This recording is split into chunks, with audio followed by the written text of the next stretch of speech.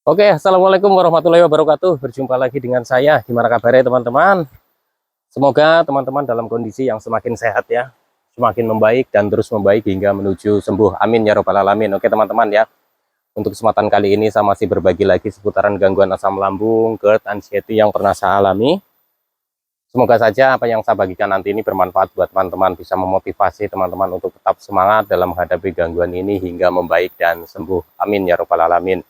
Oke teman-teman ya, untuk teman-teman yang masih merasakan banyak sensasi, teman-teman jangan takut lagi ya, jangan khawatir lagi. Yang terpenting adalah teman-teman sudah periksa ke dokter, sudah diperiksa sedemikian rupa, sudah diperiksa dengan berbagai macam metode, teman-teman itu tidak didiagnosa ada sakit lain ya teman-teman ya.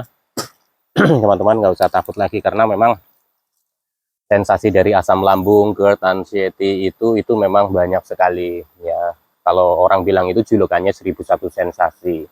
Dan teman-teman mungkin sekarang sudah di fase yang lambung merasa enak tapi masih banyak sensasinya. Itu juga jangan takut. Kenapa ya teman-teman ya? Karena sembuh dari gangguan ini itu perlu proses ya. Tahapannya memang ya tidak instan ya teman-teman ya. Tahapannya itu ya lumayan lama kalau menurut saya. Tapi teman-teman nggak usah takut lagi, nggak usah khawatir lagi, karena dengan ketakutan dan kekhawatiran itu ya hanya menambah ketegangan pikiran kita, dan penyembuhannya nanti akan semakin lama. Semakin kita tidak menakutkan itu, semakin kita tidak mencemaskan itu, penyembuhannya akan lebih cepat ya teman-teman ya.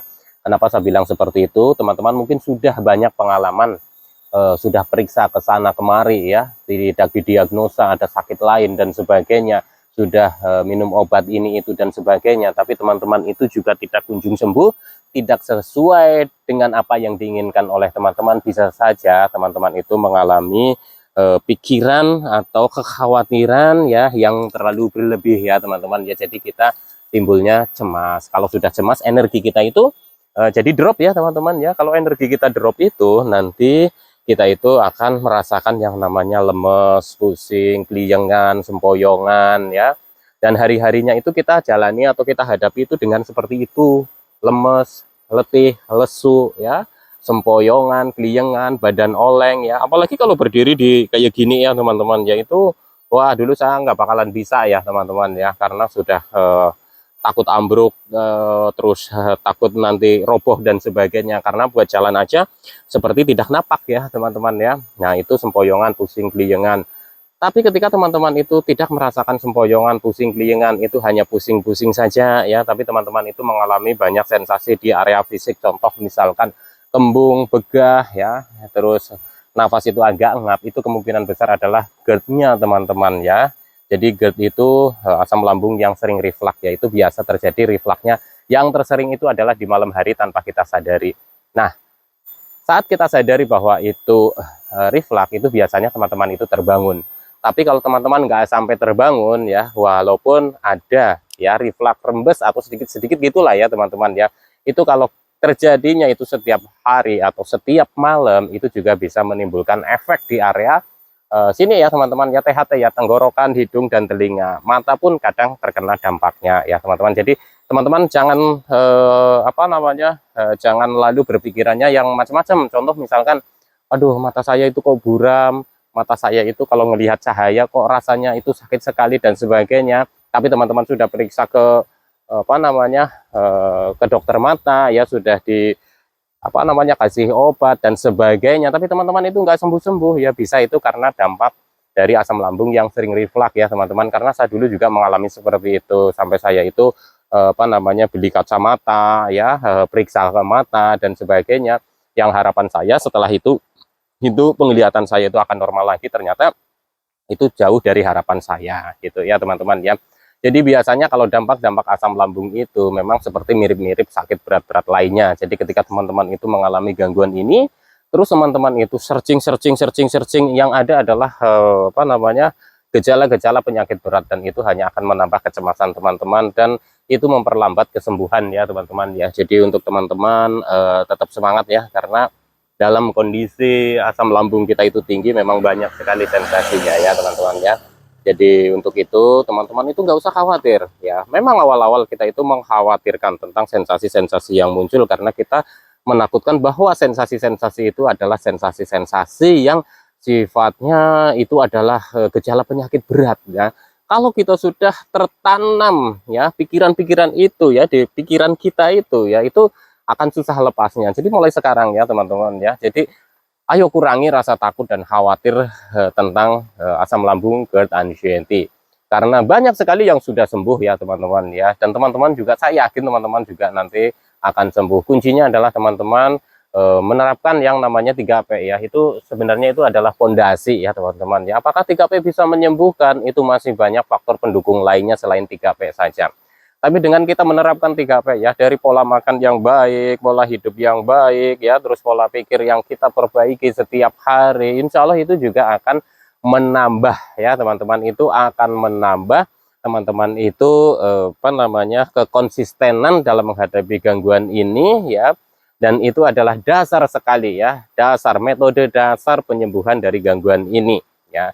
Teman-teman mungkin sudah menjalankan yang 1 minggu, 2 minggu, 3 minggu, berbulan-bulan dan sebagainya, tapi teman-teman belum mendapatkan hasil, teman-teman itu jangan langsung pesimis ya. Karena apa? Karena selama kita menerapkan 3P itu ya, bukan berarti setelah kita menerapkan 3P itu kita itu langsung sembuh, bukan seperti itu ya teman-teman. 3P itu menurut saya itu sudah wajib untuk penderita gangguan asam lambung ya. Itu menurut saya dan pendapat pribadi saya ya teman-teman ya.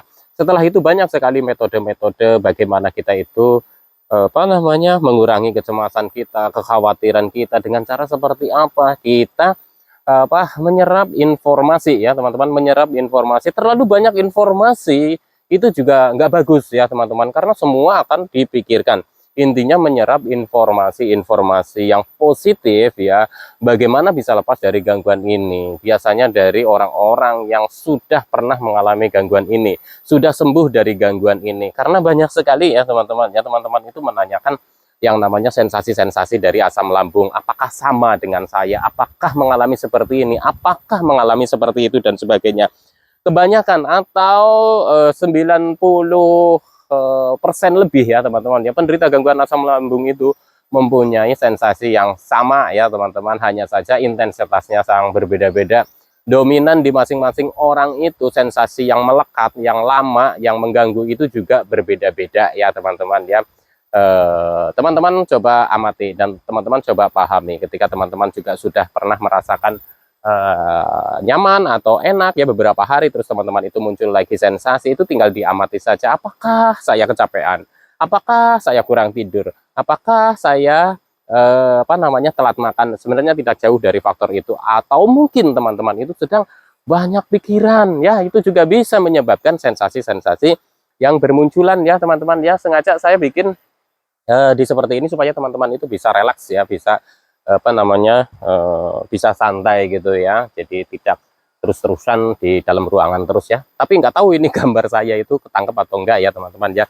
Jadi intinya adalah pemulihan dari gangguan ini itu butuh menumbuhkan mental kita ya. Karena ketika kita sudah mengalami gangguan asam lambung ya, karena gangguan asam lambung dalam perawatan mungkin 2 bulan 3 bulan, lambung yang organik itu bisa saja sudah sembuh, tapi teman-teman itu masih merasakan banyak sensasi. Dan teman-teman ketika masih merasakan banyak sensasi itu, teman-teman itu pikirannya itu kemana-mana, yang takut inilah, atau jangan-jangan inilah, jangan-jangan itulah, sehingga energinya itu drop. Itu adalah faktor mental kita yang belum kembali ya teman-teman ya. Jadi semakin nanti mental teman-teman itu bertambah ya, penyembuhannya insya Allah akan lebih cepat. Karena dengan mental kita bertambah, kita berani, kita mengurangi kekhawatiran kita, mengurangi ketakutan kita, itu secara otomatis ya energi kita itu juga bertambah ya teman-teman ya. Dan dari situlah nanti ya teman-teman akan merasakan perbedaannya. Ketika teman-teman sudah mulai berani, sudah mulai tidak takut lagi. Memang prosesnya tidak sebentar ya teman-teman, ini butuh ketelatenan. Tapi kalau teman-teman sudah menjalani itu, insya Allah itu aman ya teman-teman ya. Insya Allah itu akan membuahkan hasil yang maksimal ya teman-teman ya. Jadi teman-teman nggak usah khawatir, teman-teman juga nanti akan sembuh. Saya yakin sekali teman-teman akan sembuh. Ini faktor mental kita. Jadi ketika kita masih mengalami gangguan asam lambung yang organik, yang ada peradangan, sering kembung dan bekas, sering sakit, perih dan sebagainya, itu organik ya. Kita bisa apa namanya, periksa ke dokter ya, nanti dikasih obat perawatannya. Insya Allah juga itu juga akan membaik. Tapi dengan kecemasan kita dan kekhawatiran kita yang menyebabkan kita itu jadi anxiety, itu butuh proses, itu butuh latihan kita ya teman-teman ya. Kalau teman-teman itu mau lepas dari gangguan ini secara mandiri, kita harus latih. Apa yang menjadi ketakutan teman-teman, coba dilatih hadapi ya teman-teman ya. Kita takut keluar rumah, kita takut ke kerumunan, kita takut ke pasar, kita takut bepergian, kita takut jalan-jalan karena muncul sensasi. Kalau saya rebahan atau duduk-dudukan aja itu merasa enak gitu ya. Jadi teman-teman sudah merasakan yang namanya nyaman di satu tempat saja itu, kalau menurut saya ya, mulai sekarang ayo dicoba dengan tempat-tempat yang lain, karena dari situlah nanti kunci kesembuhan teman-teman itu akan mulai terlihat. Dengan bertambahnya mental teman-teman, semakin berani menghadapi, semakin tidak mengkhawatirkan dengan sensasi. Makanya dari apa yang pernah saya alami, dari apa yang pernah saya jalani, kesimpulannya adalah masalah mental kita yang drop ya teman-teman ya. Walaupun dulu kita mengalami yang namanya gangguan organiknya, perih, apa namanya, kerucuk-kerucuk, panas, sakit yang berpindah-pindah dan sebagainya. Ketika itu sudah mulai membaik tapi masih banyak sensasi, ini masalah mental saja, karena kita masih takut, masih khawatir, masih trauma. Kalau saya beraktivitas, kalau saya keluar rumah, kalau apa dan sebagainya, akan kambuh lagi, akan kambuh lagi. Kekhawatiran itulah yang menyebabkan kita itu berputar-putar di gangguan ini. Oke teman-teman ya, untuk sekarang ayo kurangi takut, kurangi cemas, kurangi khawatir supaya menambah mental kita. Kalau mental kita semakin bertambah, energi kita semakin banyak, insya Allah penyembuhannya akan lebih cepat. Oke teman-teman ya, tetap semangat, salam sehat dan rohani. Wassalamualaikum warahmatullahi wabarakatuh ya. Nanti disambung lagi di video-video yang lain ya teman-teman ya.